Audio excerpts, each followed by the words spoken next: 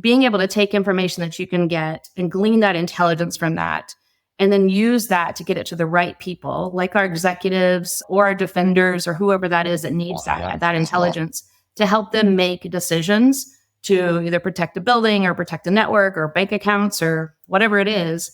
You are a step ahead of the actors, right? And that's really where you want to be. Welcome to Unspoken Security by ZeroFox, the raw and gritty podcast for cybersecurity professionals who want to understand how threat actors are leveraging the internet. In each episode, your host AJ Nash engages with various industry experts to dissect current trends, share practical insights, and address the blunt truths surrounding security.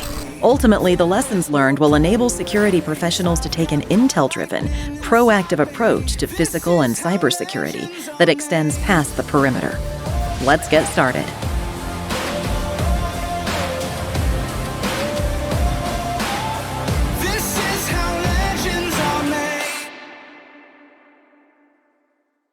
Hi, and welcome to another episode of Unspoken Security, brought to you by ZeroFox, the only unified external cybersecurity platform. I'm your host, AJ Nash, and for those who don't know me personally or are first-time listeners, I'm a traditional intelligence guy who spent nearly 20 years in the intelligence community, both within the U.S. Air Force and then as a defense contractor. Most of that time was spent at NSA. I've been in the private sector for about 8 years now, primarily building or helping other people build effective intelligence-driven security practices. I'm passionate about intelligence, security, public speaking, mentoring, and teaching. I'm also deeply committed to servant leadership, which is why I completed my master's degree in organizational leadership at Gonzaga University. Go Zags! The goal of this podcast is to bring all of these elements together with some incredible guests and have authentic, unfiltered conversations, even debates, about a wide range of challenging topics most of us are faced with today. This will not be the typical polished podcast. You may hear or see my dog. She's right over here right now. People may swear here. We may argue or debate, and that's all okay. Think of this as the podcast. This podcast is like a conversation you might overhear at a bar after a long day at one of the larger cybersecurity conferences. These are the conversations we usually have when nobody's listening. So today, our guest is Lisa Ackerman. Lisa's an Air Force veteran, security and intelligence expert, and the current deputy CISO for the British multinational pharmaceutical and biotechnology giant GSK. Lisa, to help the audience understand you and better connect with you, like obviously we know each other because we've been friends for a while and you should pick better friends, but to help the audience connect, can you tell us more about your background and a little bit about your current role at GSK? What's that look like? Absolutely. Thank you for having me on the show. I really appreciate it. Glad to see you put this together. So as AJ said, my name's Lisa Ackerman, and I'm currently the Deputy CISO and Vice President of Cybersecurity Strategy and Solutions at GSK. I've been in place for almost around 10 months now, and recently coming from the financial sector where I was the global head of cyber threat intelligence. And then prior to that, I worked for the U.S. government in some capacity my entire life. So I joined the Air Force right out of high school. I was a SIG-enter. For those of you who know what this is, That's my role. Only I listened. I didn't actually send it. So I was in the Air Force for a bit, like I said, signals intelligence. And then I got out of the Air Force and worked for many large and small contractors supporting the government, and then did a stint as civil service in the middle of my career, where I was an information system security manager for a military base. So I've seen a lot of different things. I've had a lot of different kinds of roles, never focused in one particular area other than intelligence for almost all of that time. I've been working in cybersecurity since the late 90s, and I am very passionate about teaching people about cybersecurity and cyber awareness. I actually just was quoted saying as it should be second nature, like brushing your teeth. Also, it should be like crossing the street, whether you look left or right, if you're in the other part of the world. Make it just part of who you are because cybersecurity is everyone's responsibility. I like to use intelligence to support that and being threat-driven in everything that I do. At GSK, my role is different than what I have done in the past. Here, I'm actually responsible for our cybersecurity architecture and engineering, making sure that we build the right solutions for our defenders to protect the organization. So taking what I've done and applying that to what our defenders need, it's a really good benefit for GSK, I think, and for me, because I get to learn a lot about building the solutions that we need versus just using them. Yeah, that's very cool. I remember when you said you were going to move over to GSK, how excited I was for you. I mean, it's an interesting gig, right? A huge company, massive landscape, obviously. Everybody knows who GSK is. And I say that out loud. For those who may not realize the branding, GlaxoSmithKline is, some people may still remember that name, right? But GSK is everywhere, right?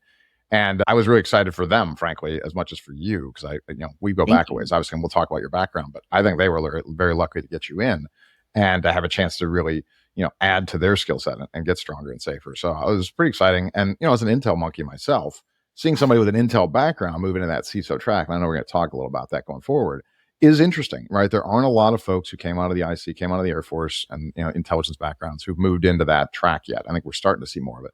So I definitely want to dig into that a little bit and see, hear from you on how that's been going and how that feels. But I'm pretty excited about learning about that. And obviously, thrilled that you were able to make it today. We're lucky to have you with us. So, and interesting for anybody who didn't recognize the dot, obviously it's Morse code. Elisa was what we would call a ditty bopper in the Air Force. She was Morse code. I was a linguist, so we sit next to each other a lot of times. It's just her language is all dits and dots, and ours is something that you might get to read on a menu at a restaurant. So very cool stuff, similar backgrounds. All right, so let's jump into the heart of the discussion today. So today's podcast is entitled, If You Aren't Using Intelligence, You're Chasing the Threats. Now, listen, that's a pretty bold title. We helped come up with it. So, obviously, we both feel pretty strongly about the concept of being proactive. I know that, right? We talk a lot about proactive security. It's, if you talk about, say, looking at JP 2.0, you talk about being on a proactive scale, and everything else is reactive, right? And I'm a big believer in that. I've leaned into that heavily. I know you have too. You've built teams and career off of this. So, with that as the foundation for the chat, I do want to take a look at some comparatives here. What do you see, having come out of the government space and been in the private sector now, and having such a wide aperture, what do you see as the biggest differences in how we think about security, physical and cyber, really, in the private sector as compared to, say, military and defense backgrounds? So I think it's changed a lot just since I've been in the private sector. When I first came into the private sector, I got asked a lot, why intelligence? Because a lot of private entities did not really have a big intelligence organization. Some of the bigger firms did, right? But the smaller ones, no. But we've had a lot of events since then that have actually turned people's heads and really want to understand the value of intelligence. I used to laugh, actually, when I got the question, what value is there in cyber intelligence? And I would just laugh because to me, it's second nature, like I mentioned before, right? So I think about that kind of stuff all the time.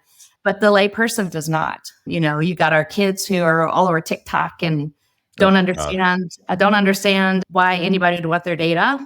They don't know the term influence operations, right? Or even other social media. We're so prone to brag about what we do and how we do it. And then just kind of changing that mindset, right? Even from a physical and a cyber perspective, in the government, physical and cyber were together, right? We hand in hand, we did it. When I was civil service, I actually was part of a group called the Threat Working Group. And we brought in physical and cyber threats. And we talked about it as a group and decided, do we need to raise or lower our threat or information conditions? You're familiar with that term. We did it as a group, and we took that recommendation to the base commander, and then we implemented controls around that, right? Either to protect the base or our users, our network. I mean, I was doing phishing exercises before phishing was even a thing. So, it's just an adjustment, right? And so, but physical and cyber were very much together. In the private sector, you see a little bit of that depending on who's running operations, but generally they're separate. But during COVID and the Russia-Ukraine war, you really started seeing those come together because intelligence brings in a lot of information, and it could be related to fraud at an ATM. It could be related to protest at a building. You want to make sure that you're getting that information to the right people because the whole value of intelligence is decision advantage. I mean, you can sum it up in those two words. The more information that you have, the better you are equipped to make decisions and smart decisions at that. And so trying to bring that concept in, because a lot of organizations are very risk focused. What's my risk to this? What's my risk to that? Well, a really good friend of mine that you and I both know advised me once that you can't understand your risk without intelligence. And I heard that and I took that and I drive with that, right? But really, if you think about it from that perspective, it puts it into perspective, right? Being able to take information that you can get and glean that intelligence from that, and then use that to get it to the right people, like our executives or our defenders or whoever that is that needs that intelligence to help them make decisions to either protect a building or protect a network or bank accounts or whatever it is.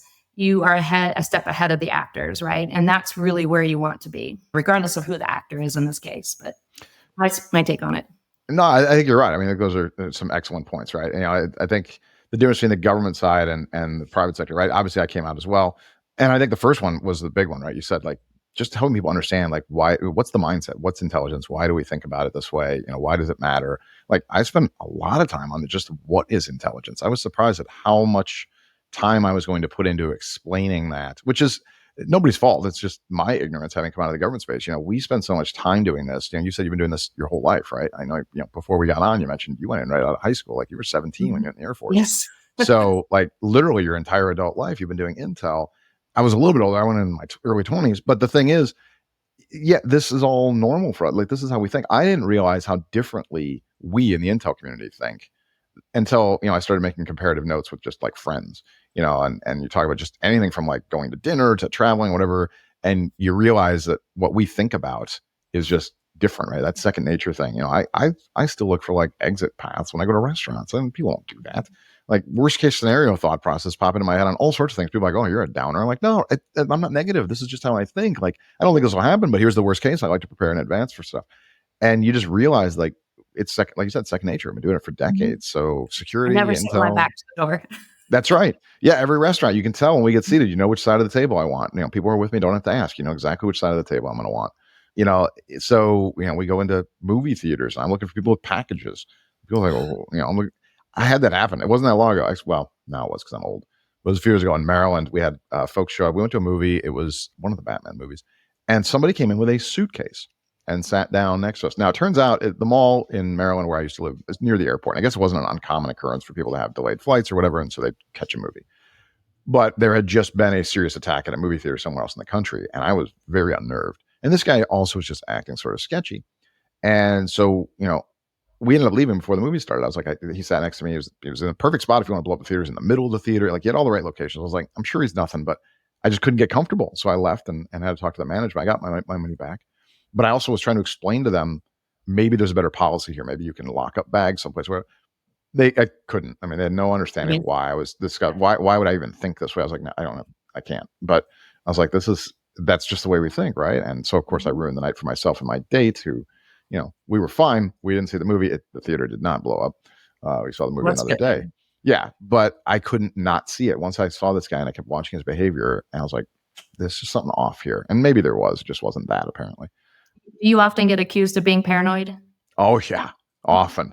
And I try to tell people I am not paranoid because, I'm just prepared. There is a difference, right? I don't think these things are going to happen. I don't tell people, scenarios and start planning them out like I think it's coming. I do these things to be prepared. There's a difference. It's subtle and can be lost on people, I think. But no, I don't consider myself paranoid. There's also the old joke, if you think everybody's following you, you're not necessarily paranoid. Maybe they really are, but I don't think they really are. Yeah, I just tell everybody I'm not paranoid. I'm educated. That's right. And that's the challenge, right? So I will say, a couple of years ago, listen, for the last several years now, the country's had some turmoil. I don't have to go down details. We're not getting very political. Let's just say the country is not in agreement on a lot of things. There's a lot of things going on, and it's become challenging, right? And we've seen some of that obviously in security. We see it in physical security and cyber, and we see fomenting of discontent on social media and where that goes. And we've seen more random acts of violence and whatever it might be, indoctrination. So there was a point a few years ago now where I was like, I need to start preparing for some worst case scenarios.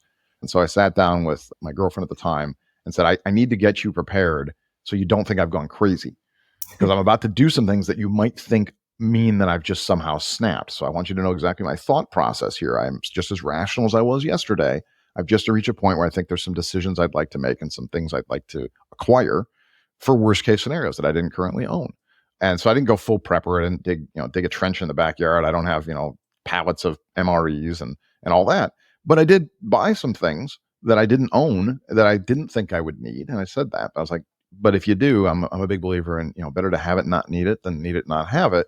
Exactly. And being prepared isn't a bad thing. When the pandemic happened and people were stocking up on toilet paper, I bought 50 pounds of dried milk and and like 10 pounds of yeast. I was like, I got a year's worth of milk and yeast. If things really go bad, toilet paper won't be our biggest concern, frankly. I also bought guns and ammo. I can get all the toilet paper I want, I suppose. If you really think society is going to end, I don't think toilet paper is going to be your solution. But yeah, it's, those kind of things, right? But like you said, so people don't think you're paranoid. Having that discussion, be like, listen, I haven't snapped. Nothing's changed about me. These are the reasons I'm making these choices. I know it's an edge case and it probably won't matter, but I don't want to find us in a bad spot and have to explain. I knew this was a possibility and I didn't prepare for it. I thought about it and did nothing. So I'm never out of toilet paper now, though. I'll tell you that. it's funny when that run happened, just by pure luck, because I'm ADD and don't pay attention to things a lot. We had just bought like 100 rolls. And so I went out and bought 100 more. I had an endless supply, it turned out, of toilet paper very quickly. I didn't mean to hoard it. You We could buy have it. sold it. Well, yeah, probably. I mean, we buy it, bulk buying places, and we just happen to have a bunch of it. I did buy an inordinate amount of hand sanitizer. I have gallons of it still probably around here, and masks and, all those things. I did buy some stuff, but I bought like water purification stuff in case things went really, really bad. I went in some directions where we could be more self-sufficient, built the house here, and I'm in the process of making it more self-sufficient. I'm probably going to get a whole home generator for the twice a year to probably get used, but I don't want to be without power. The power grids are, changing a bit, and I don't want to be in that position. I might put solar on the house. It's preparing, but again, not going down, too far down the rabbit hole, right? And that's tough, I think, for folks like you and me, because like you said, we're educated. We've seen a lot. It's easy to say these things are possible because they are. We know they are, and others may not realize they are, but they become more probable for us if you see them a lot, I think. And then I have to remind myself how it's improbable. So it's possible, improbable, which I realize is a whole nother thought process people don't have. I've had to explain how many times, I got to ask you, how many times have you had to explain to people that don't seem possible and probable and likely and less likely and more likely? And more times than I can count. All the time, I try to explain to people, I don't speak in absolutes very often. I try not to. But the difference between possible and probable is big, and in most people's lives, it's not. It's just they're almost synonymous. So until people think differently, we speak differently. So yeah, I found that was something I really had to explain. So when I first went into the private sector, I was working with an organization who was in the process of signing an agreement to do business with a company in a nation that could be challenging. I'm going to really kind of clean this a bit so I don't fall across any lines. And so I had a private discussion and said, have you talked to the State Department yet? Mm-hmm. And this person looked at me like I had three heads and said, why would I talk to the State Department? And I said, well, there are some challenges with the company you're talking about and some of the individuals. I'm curious if you've done the security assessment, et cetera. And I was clearly alien. And I finally had to say, I said, listen, I don't know how to be too much more clear about this. You know where you hired me from. It's my first job in the private sector. Our first conversation, I am aware of the company and some of the people you're discussing. You're going to have to draw your own conclusions as to why I might have that awareness already and whether what I'm saying makes sense. Mm-hmm. It wasn't persuasive at all. They went ahead and signed the contract anyway. Like, it didn't matter. And I was like, okay, this is a whole different world. I can't explain everything I need to explain. And some people just aren't going to see things the way I see them. And so I spent a lot of time instead trying to mitigate risks that were related to that relationship. And I was like, all right, I'll just handle it from that side. But I realized in that moment, and these were experienced professional executive people. They didn't get here from nothing. Mm-hmm. But I saw we had a completely disconnect on something that they just had no background on. And I'm sure I seemed paranoid right away. Like, we do business all over the world. It's not a big deal to do business with some of these foreign companies. I'm like, some people you got to be more careful about. So oh yeah. It's remarkable. And I think another good point you mentioned was, having worked with the threat group where physical and cyber were together, right? Where they worked hand in hand. I don't know about you. I think that's improving. From what my perception is, that's improving in private sector, but it didn't used to exist at all, right? They were just sort of siloed. So have you seen the same thing that's connecting more now? Absolutely. Especially during COVID. And then again, with Russia and Ukraine, like for COVID, I was in the financial sector then, and information sharing is huge there. Right. And we were getting lots of information, both physical and cyber and legal and retail. We were getting all kinds of information to share. Yep. And then you start seeing protests at, different kind of facilities because of either they were creating a vaccine or something to do with it, right? And so we would share that information with our physical security people.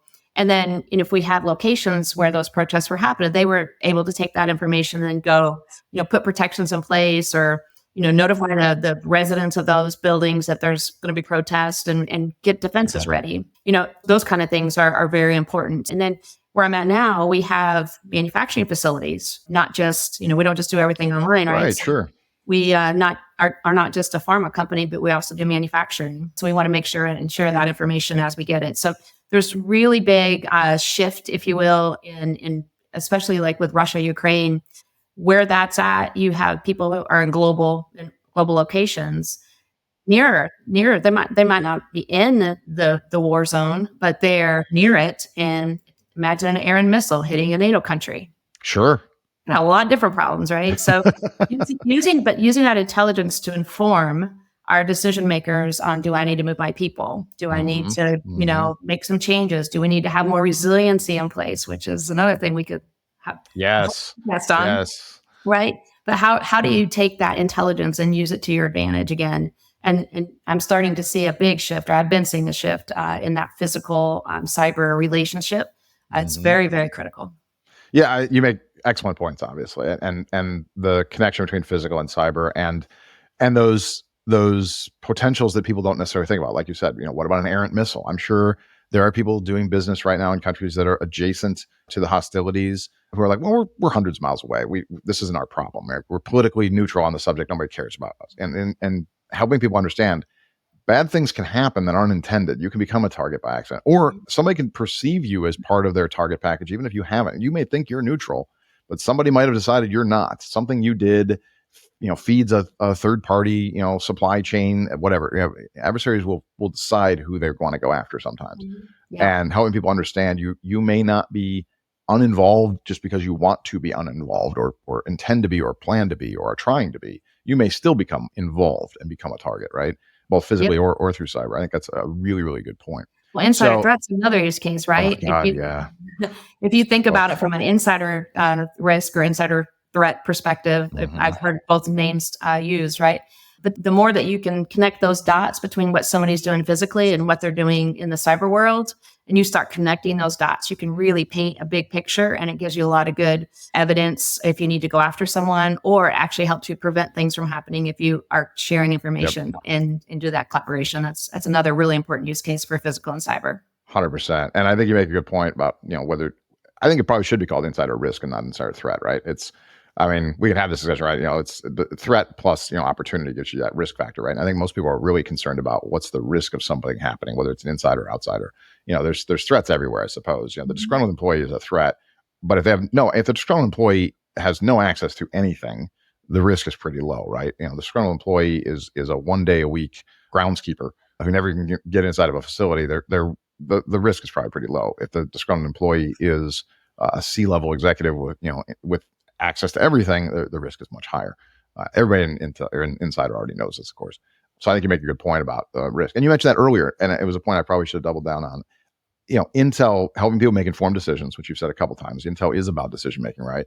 And I think risk is a huge part of this factor. Is people want to make decisions based on risk. We can't stop everything. You know this. I know this. Right. Everybody listening, I'm sure, does. There's always going to be a risk. The goal is to be able to quantify it and to manage it and to accept what that is and mitigate what you can. And I think that's the key piece that we talk about with Intel and becoming more proactive and understanding everything. We don't want to have risks that we don't even know exist, right? So with that in mind, I got to get to the next question. I keep telling people there's 3 questions is all we have for the show, and it sort of is. There's a lot of sub questions in there. I'm going to get poked by people, I'm sure, but I am trying to stick to the 3. And so the second one we had on here, without violating any confidence, obviously. Can you talk a bit about your journey? So your last role, before GSK was at State Street. That's where you and I met, obviously. And I'm interested in your journey there. You went from being the new hire to eventually the global head of cyber threat intelligence. You built and led this incredible intelligence team that was responsible for helping with informed security decision making, right? And I think it's a unique journey. I was excited to be friends with you and to walk through that and see how it progressed, because a lot of organizations don't have intel, or they do, but they're struggling to get traction, to get buy-in, to get funding, to become important, to become valuable, to become impactful. They're always worried the next budget cut's going to be, they're going to go first, et cetera. And so I'd love to know more about your journey and dig in a bit on your journey at State Street, from new hire to what you built there and the successes, again, without violating any NDAs or anything like that, of course. Yeah. So let's talk a bit about that, though. How's your path there? Sure. So I was actually recruited to go to State Street by Mark Morrison, who I used to work for in the government. So, State Street was smart in bringing somebody in from the government who really understood operations, right? And so he was brought in as a CISO over at State Street. And him and Dee Moran were there, and I worked with both of them my time around DIA. And he's like, I told him I was looking for something, and he's like, well, I've got something in mind. And actually, I was seconded when I first went to State Street. So I didn't go to State Street in a sense. I was hired on by State Street to support the Financial Systemic Analysis and Resilience Center. So up to this point in my career, I had been active duty military. I had worked for large and small contractors, seated contractors, and been civil service. So I had done almost everything you could do for the government, except I'd never been a partner with them. Mm-hmm. And so this gave me an opportunity to come out of, directly supporting the government to partnering with the government to help in this mission to protect the critical infrastructure of the financial services system. So really big mission. I was very mission focused. I still am. This was protecting your retirement or your money. For State Street's behalf, it would be retirement. But for, other partners that we had, your ATMs that you went to get money out of, or your bank accounts where your check was deposited, things like that. So we have the systemic risk, which, could proliferate across the financial system. And so I was actually brought on board by Mark and Dave to make sure that we set up our intelligence function. So I was intelligence lead for that. And I actually helped build the FSARC at the time. Now it's just the ARC. So we dropped the financial sector. But yeah, it was really good opportunity to take everything that I had done in my past. And I had helped Mark stand up a couple organizations previously. So, I had that experience. So really establishing those relationships with our government partners and our peers to determine and define what does it mean to, not just identify the risk, but to protect against those systemic risk and threats to the financial sector. So partnering with the government was a big deal. So I did that for about a year, and then I went to State Street. So I can't say I went back to State Street because I never worked there proper. And then I worked as the SecOps director. So I was the security operations manager, I guess. I handled incident response and all of our security tools and intelligence, and we had a couple of MSSPs. So I did that for a few years, and then 2020, y'all know what happened in 2020. Well, we had a CISO change there, and I got a peek. That's actually probably when I really got interested in the CISO world. I got a big glimpse into what that took and what it means to be a CISO, and I guess probably started thinking maybe that might be something good for my career path. But we got a new CISO in towards the end of the year, and then she asked me to focus on intelligence. And so I became the head of cyber threat intelligence for State Street. And in that, I was allowed to build a team, which I have to say was a rock star team. Love that team still. And we built out adversary modeling, which some people call threat modeling. I like to call it that because everybody thinks of software.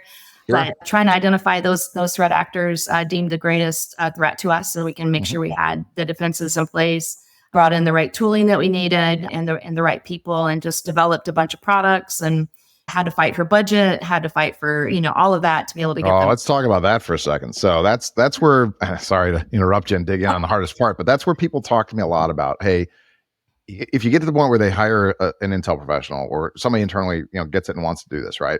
I hear over and over again the challenge is getting buy-in, getting budget. How do I convince leadership that this is going to make us safer? It's proactivity. I may or may not have metrics to support it right away. Like, do you have any insider tricks on how do you justify budget and a process? Like, do you come in and ask for a giant number? Do you come in and say I just want a little bit and try to nibble away at it? Like, what was your secret to success? Yeah, I think first and foremost is being able to tell a story.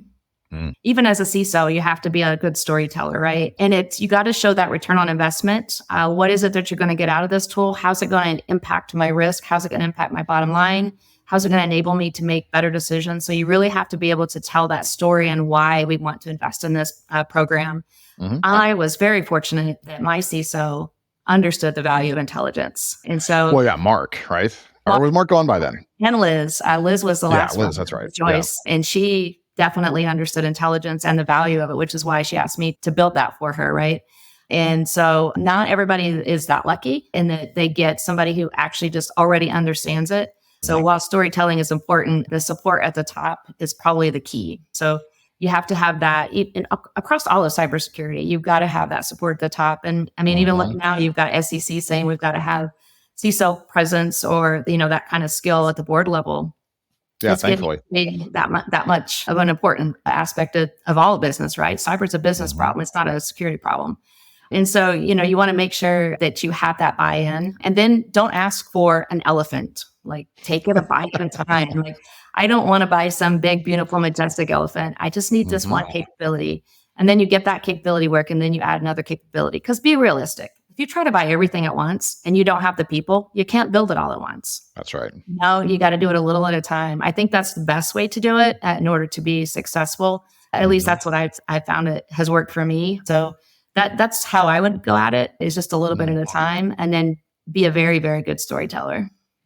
I think those are huge points. I will say it's interesting. So I took a slightly different path, but not entirely, right? So the last, large project I took on to build program, I did have a leader who was advocate, which helps. Didn't have intel background, but this was an advocate. And so I wanted to go with a little bit of a shock and awe. I was like, let's find out if you really want to invest in this. Like, let's look what the far end's going to be. So I projected out like perfect case scenario, global team, different areas, all the tools and everything with a really big number, knowing I couldn't get it all today. But I was like, let's find out. What I feared, and you overcame this, but I feared getting a little nibble and then just not getting any more, right? And it's just enough so they could check a box. And now I'm frustrated as an intel guy because we have a small team and we can't actually accomplish anything. I can't count the number of companies I've run into where massive team and you find out their intel is one person and that person actually has 3 other jobs. You're like, you're not really doing intel. So I came in with like this giant grandiose picture. And then from there, it was, okay, it's stages, right? Okay, we're not going to do all the day, but these are all things we want. But I want you to get the budget now. I was telling the CISO then, I was like, we should try to secure all of this. So it's available. I got very lucky in that we got almost all of it. And then I spent it all immediately because, good old government background. When you get money, you spend it. You don't sit on it because they can take it back any day. And so we spent a lot really fast, people, tools, everything. I also hired a few people from the government, so I had people with background that could hit the ground running, which helped.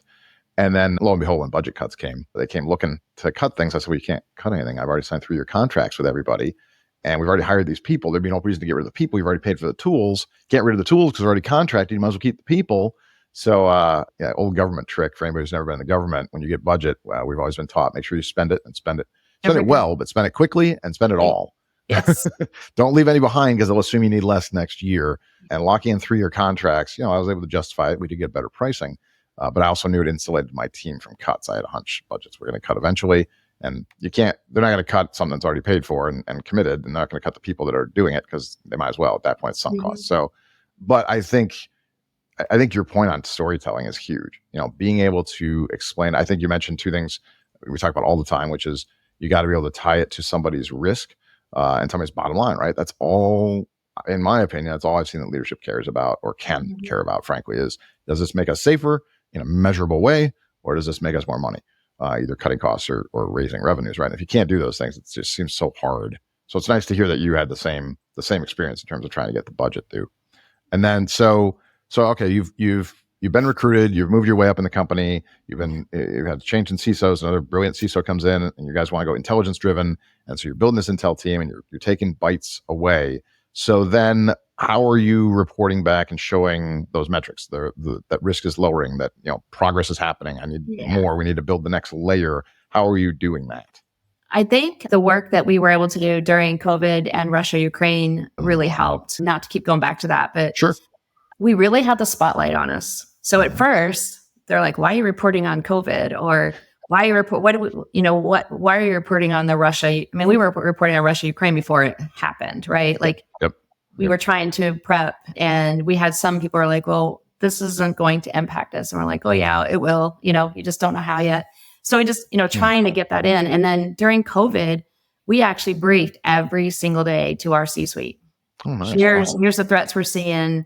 Here, here's what's going on around the world, and bringing in a lot of the data that we were getting from our information sharing channels that we had.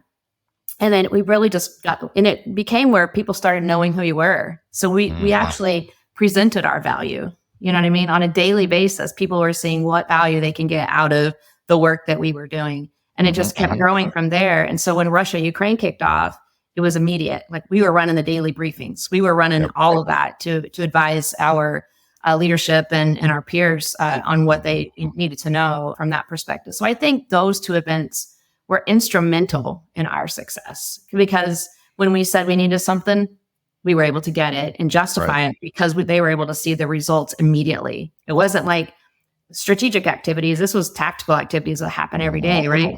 But then, by being able to build out our team, then we started being able to be really strategic, looking out with, okay, we've got this stuff going on. These are the long-term impacts. These are the things we need to think about. We started getting involved in M&A, which, by the way, if you don't have intel involved in M&A, we'll talk about that. God, please do. Yes. Preach. I've been talking Yes. about this too. Got to get involved. M&A is not just do they fit our portfolio and do they have any open lawsuits against them? And no offense to people doing M&A, I know there's more to it than that, and you're a lot smarter than I am in a lot of business stuff. So I'm not trying to pick fights with people. So much But value. please, So much value. Yeah. yes, please get intel Um, involved. The threats, it's unbelievable. The risks that yeah. people take on and don't realize it. And they're like, oh, I didn't realize we bought a pig in a poke. But you Mhm. sure did. Yep. And then during COVID, also supply chain attacks, right? Mhm. We were Gotta get able way up. to, oh my gosh, like we just ratcheted the support there on all of our third, fourth, fifth, I just call it nth party, because then you learn, oh, by the way, yeah, I've got this third party, but they've got two other, vendors that are working for them that are Mhm. preventing me from getting that service. That really shined the light on that. So Mhm. all these different scenarios were proving the value of what we were doing. So we didn't just have the support of our team, but others in the company, because they started coming to us asking for help. So it was really good. Anytime we got in any kind of new business function or trying to build something, they would come to us and ask for help. So really just that being able to show and be on stage, if you will. We were providing regular briefings. We were regular products out, and it was great. We were rocking and rolling, and geopolitical events have a huge impact on business. And I don't think that that's well known. Talked about enough or accepted enough, because I agree. Yeah. So Uh-huh. I think that's, one of the things that we probably should talk about more, because there is a cause and effect there, right? Sure. Sometimes Yeah. it takes a little longer to realize it, but there's definitely cause and effect there. But Well, I think and that they're so successful. Yeah, and that ties into obviously again the name of the show, right? For this episode, talking about if you're not proactively chasing the threats, right? If you're not doing intel, by definition, if you're not doing intel, you're not proactive. I talk to CISOs all the time. They all say they want to get ahead of threats. We want to be proactive, and then I ask them how much they're investing in intel, and suddenly the crickets are chirping, and I have to give the bad news that you're not proactive. Like by definition, you're not. Well, as soon as we got a signature, we reacted, or we took action. Well, that you reacted. It was in your environment already, even if nothing bad happened yet. I get it. You're early in the reaction side, but you're reacting. Proactive is being able to see things that haven't happened yet. Like you were talking about, why do we care about Russia and Ukraine? Why are you talking about this? The war hasn't even broken out yet. But an intel leader says, we've got to look at the possibilities and potentials. Now, you can't look at everything, of course. We can't spend on every possible scenario. But that one seemed like a likely challenge. You obviously were able to see it, as a lot of other people, did, and said, hey, this could have major impacts on, global economics and shipping and all sorts of different things, right? And to be ahead of the curve. Now, I suspect when things started happening, you picked up a lot of credibility along. Like, well, Lisa told us this was going to happen, or this might happen, at least probable, possible. Again, the terminology we use, and because I've seen some of the same things. But as you said, people, I think there's still not enough discussion or investment or willingness to invest in strategic, because metrics can be difficult. We tell you about world events every day, and what's going on and potentials, et cetera. A lot of those things don't become anything, or they do in 8-9 months, and you've forgotten somebody briefed you 8 months ago about it. But if you don't understand the global picture, people talk about globalism all the time. We're all connected to everybody at this point, pretty much, right? Whether it's supply chain, whether it's financial systems, whether it's pharmaceuticals, we're all kind of connected, right? So I think I still struggle with organizations that are just tell me about threats to me. I was really, really myopic. I get that that's important. Don't get me wrong. We'll always tell you about threats to you. Some go, well, just my industry. Okay, it's getting better. Well, just my geography. I'm getting a little better. But it's really all of the above, right? And helping people understand that, because a lot of those things, in my experience, and you tell me if you're seeing it differently, the further away you get from the target, from yourself, the metrics get tougher, right? Because, Russia, Ukraine, 2 months before it happened. Well, why are you telling me this? Well, here's the importance to it. But I can't tell you today the money we spent and the time we spent making this report. You can't do anything with it. Like, it's not actionable, right? So a lot of folks keep talking about actionable intelligence, actionable, which I think is really, really important, of course. But I spend a lot of time saying you got to also remember the value of informational, because that often becomes actionable. I used to say in the government, we had tens of thousands of intel analysts, and everybody's not focused on just China, Russia, North Korea, and Iran. Somebody is studying Bolivia someplace. I don't think Bolivia is a threat to us. I haven't heard anything about it. But if tomorrow Bolivia becomes a threat, tomorrow's way too late to start learning about Bolivia. The government prints money, so they can hire people to sit in corners and study all the countries, and we can't do that in private sector, of course. But I feel like you've got to be able to expand that aperture, right? And that's why people like you, like intel leaders in these positions who, as we said, think differently, see the world differently, are able to, and can tell good stories to prove the points, are able to say, I see some things that you might not see. I mean, probably a more polite way to say it, but I see the world differently, and there are some other things on the horizon that I think are worth investing time and energy to understand, because if bad things happen, you're caught on the back foot. I mean, imagine if you hadn't done that work at State Street and prepared for the possibilities with Russia and Iran. Russia and Ukraine, not Iran, as far as I know. Russia and Ukraine. Don't jinx Yeah, I'm not making new news over here, anybody. So I don't think they're at war. Russia and Ukraine, or as you said, as COVID was kicking off, right? How's this going to affect us? M&A, I mean, you mentioned that. I got to dig in really quickly. I won't call out names, but a while ago, I had a customer, a different company. They were massive pharmaceutical, as it turns out, was not GSK. Yeah, they were an Intel customer, and they came to us and said, hey, we've got a challenge. Our CEO has just publicly announced a partnership with a quote unquote non-government organization from China. And we don't know anything about the organization or any of the risks or threats. And I said, okay, well, that's challenging. This isn't quite M&A, but it's in the ballpark, right? So we did the research. We had a brilliant person do this. And lo and behold, this non-government organization in China, you'll be surprised to know, wasn't quite non-government. Turns out their office was co-located with, it was 2PLA at the time, I think. And all the people that were on their org chart, we got pictures of all of them in Chinese military uniforms as well.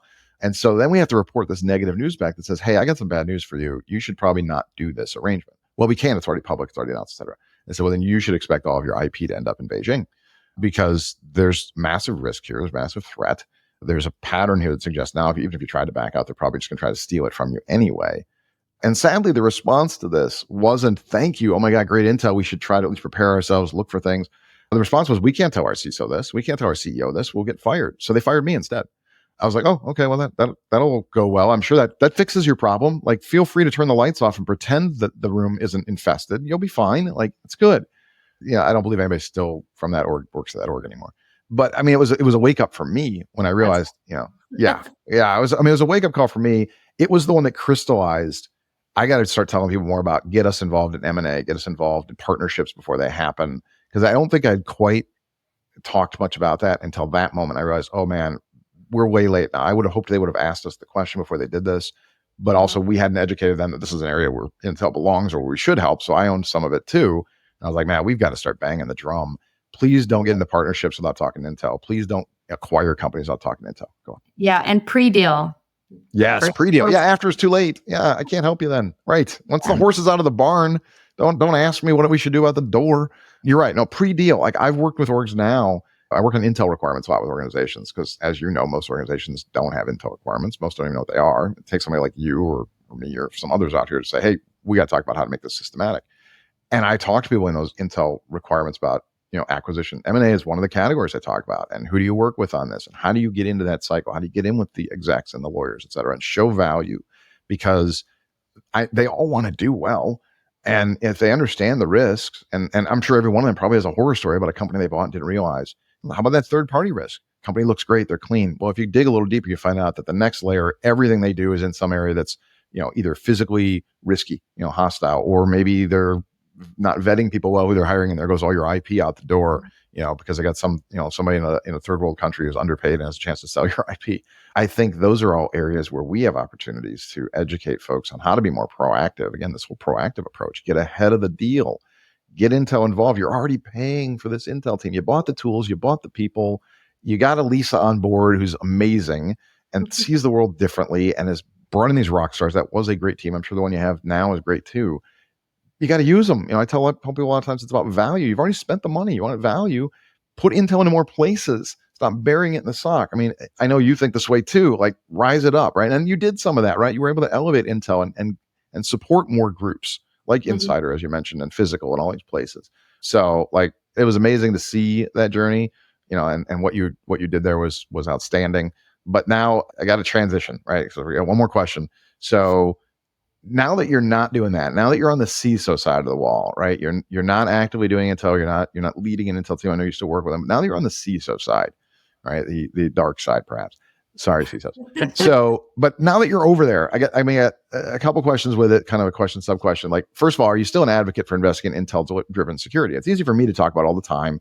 I'm an Intel guy. People say, well, he's a vendor. Of course, he advertises for Intel. They sell it, But now, as the customer side, which I consider CISOs to be customers, are you still an advocate for investing in Intel-driven security? And then the second piece is, what, if anything, being on that side of the wall, what, if anything, do you see differently? How's your perception changed, your perspective changed on Intel, on security, on all these things we've been talking about? Yeah, so that's a really good question. So 1,000%, definitely. I mean, if you can't tell that by what I've been talking about, I'm quite passionate about intelligence. And I see my role now as, taking intelligence to the C-suite, so to speak, making sure that they can understand the value of that intelligence, again, for decision advantage. But being on this side, I can, see how we can better use intelligence to support our operations. It's really important to be able to connect those dots, so to speak. And you're right, there's not a lot of intelligence professionals on this side of the house. So we have kind of a different perspective. And again, we think differently. So we're going to be thinking about risks differently. We're going to be thinking about threats to those risks differently, and being able to make sure that folks around me understand that value. Luckily, our CISO here understands the value of intelligence. So you see a theme. I'm working for people who understand the value of intelligence. So, I think it's so good because, when they don't understand, it's harder. But when they do, they're understanding and getting that value out of it. So even my boss's leaders want to see that intelligence. So it's really heartwarming to see that transition and that happen around the company. So I think it's really good to have that. You still have to think about the bottom line. You still have to think about your return on investment. You got to make sure you've got the right partners. You got to make sure you don't have overlap of your tools, things like that. So looking at it from a holistic perspective, do we have the right protections? Do we have the right capabilities? And so part of my job is to make sure we have those right tools, right? My team's responsible for building those tools if we don't have them, and make sure that the defenders have the right tools to secure the company. So seeing it from that perspective, it actually is teaching me in the same process. I'm teaching them, but they're also teaching me because I was brought here to help build what we need, because I know what we need, because I've been there, right? And seeing that part of it is really good. But on that return on investment, it's always about, what am I getting for my dollar or my pound in this case? Right, British company, yes. Yeah, that we've got the right stuff in place. I think that's really where I'm seeing the value, and it's a two-way street for me now. I think you're always learning in your career. You never should stop learning, and this is yet another path for me to learn, and I just think it's good. But that's my perspective. So you mentioned, that you've been lucky in that the last few places you've been, you worked for CISOs that understood Intel, right? And now you do as well. Is that luck? Is that intentional? Are you interviewing CISOs? Are you choosing positions? Do you read a CISO's resume before you decide if you had an interest in going there?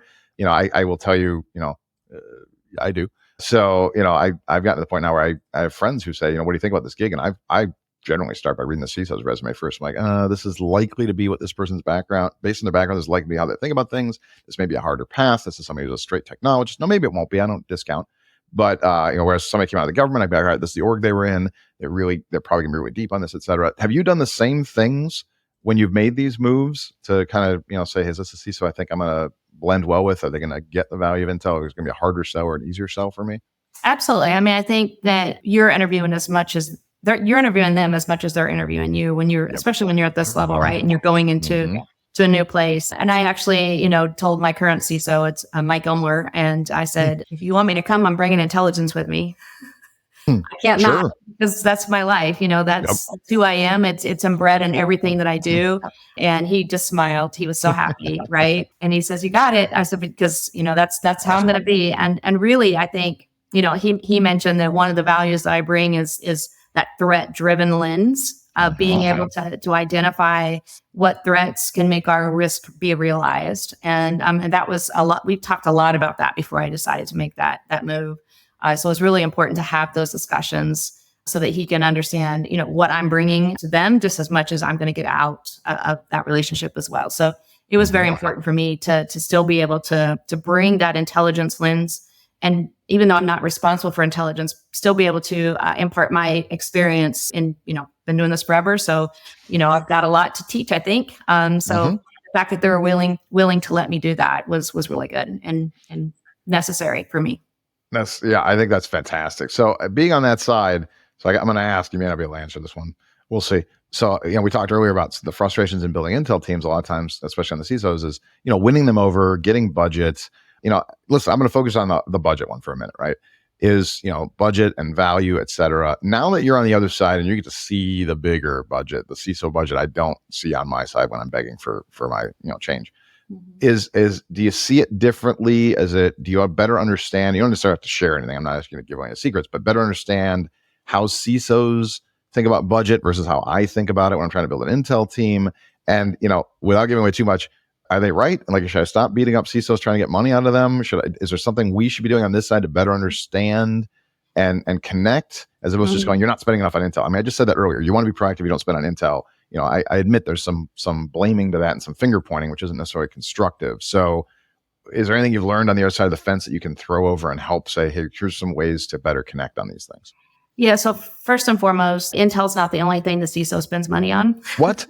I didn't know that either. So I figured I'd share well, that. you really have drank the Kool-Aid now, haven't you? So Go on. I used to always think it was just me, but we have myriad of different, capabilities that we're trying to provide for the organization, from governance, risk and compliance to resiliency, our SOC operations, intelligence, all the different functions that we do. And you only have a certain amount of money to be able to spend across all of that. So you have to have very good, strong leaders under you that also know that, and they're realistic about what they come back for and ask. And then you always have to have, things in the background, making sure that we're spending the right money on things, kind of like auditing yourself, right? Making sure that, if Intel needs something, do we have to take that away from another area? And it's really about a balancing act. It's about making sure that we're putting our money where we need it the most, and then rebalancing that a lot, right? You can't start at the beginning of the year and say, this is what we're going to spend our money on, because things happen throughout the year, things change, and you need to adjust. So it's being able to adjust as well, but have good program managers, good chiefs of staff, good leaders that can help you with all this, because the CISO can't do it by themselves. Who does the CISO trust the most? I know this is a generalized question, but in your experience, who do you think the CISO trusts the most? When they go to advice, they've gone through all this, you've talked to all the vendors, you've trying to figure out and juggle what's staying, what's going, we don't have enough money for everything, et cetera. Like, who generally do you think has the most? Is it the chief of staff? Is it the person who runs the SOC? Is it their puppy dog on the car ride in? Like, who do you think is the CISO whisperer? So I think it depends, because there's so many different functions. I think in a lot of ways the chief of staff does. I think a lot of ways the SecOps person does. I think it truly depends on what's actually going on. And that's why I stated you have to have strong leadership across all your teams. Those people have to be able to communicate and talk about the problems or whatever it is they're seeing, and be able to negotiate amongst each other, so that when the CISO asks, we're not telling different stories. We're all on the same page. We're all in this mission together, and we're all fighting for the same thing. And it's a give and take, right? So I think it depends. Not to dodge your question. No, it's good. No, I figured it might. I've seen it in different ways, right? Yeah, that makes sense. It was not an easy question. I mean, there's no I'm one the answer, CISO I'm sure. How's that? You're the CISO whisperer. All right, that's good to know. All right, got to talk to Lisa offline later about that and see how they're doing. I know they're Intel driven, so I'm sure Zero Fox will be happy to chat with you guys about all the things we do too. That's right. I'm sure we can chat about that for a while.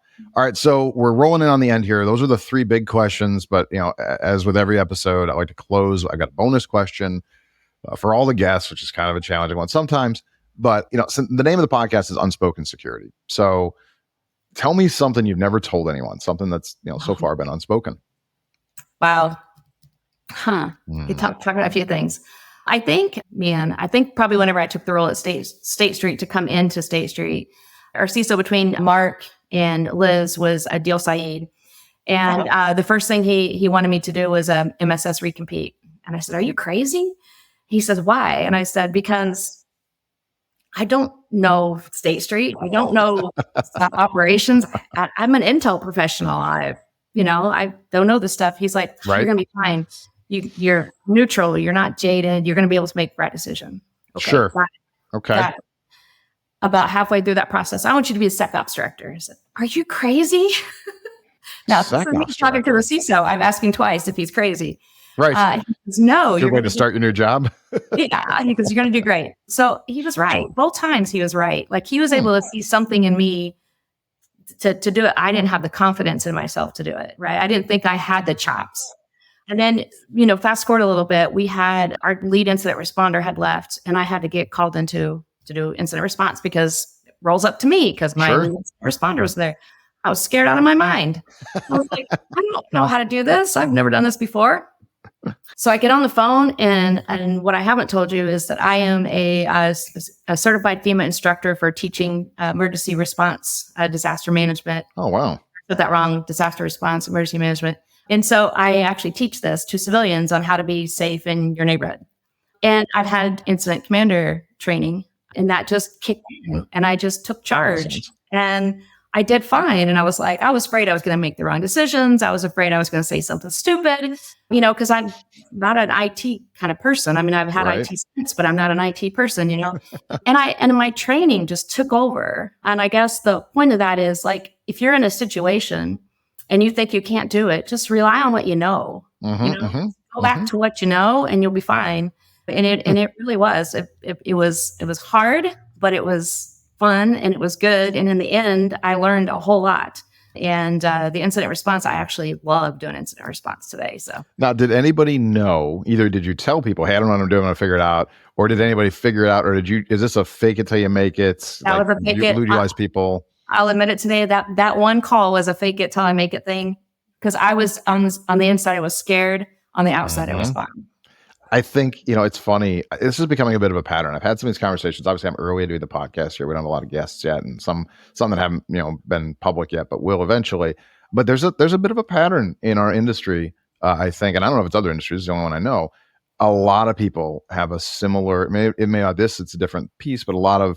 I had an opportunity to do something I wasn't quite certain I could or couldn't do it. I hadn't done it before or whatever, but I just jumped in and did it, right? Somewhere between I want, about taking the risk or about having confidence in yourself, or just, it had to get done, or I wanted the job, or whatever it might be, right? It seems, I'm starting to wonder if that isn't something in the nature of people in our industry, that it's just, I'll figure it out. Like, we're, a lot of bright, confident people, not arrogant people, but confident people who say, you know what, it's got to get done. I'll figure it out.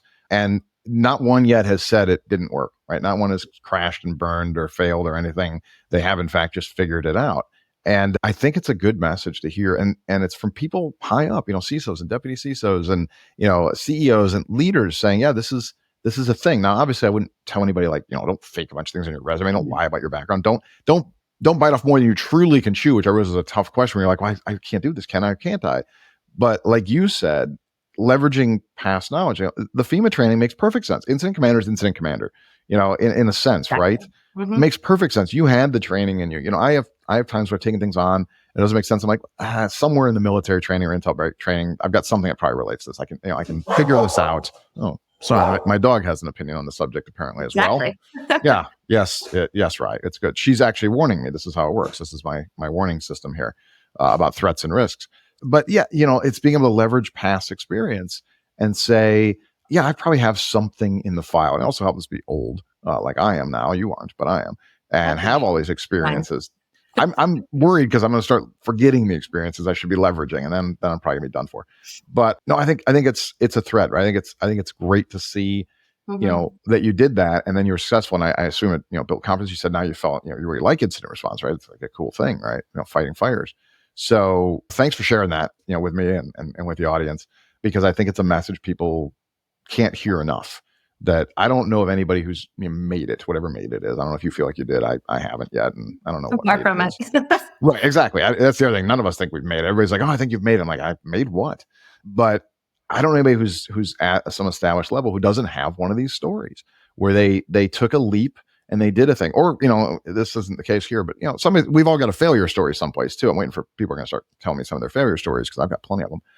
But you did it because you're like, hey, I got to take a shot, right? And just being able to grow and learn from those. I think it's challenging coming up to think you have to know everything, right? We talk about applying for jobs. You see the job description. Well, I don't have this. I'm a year short here. I'm like, oh my God, please just apply.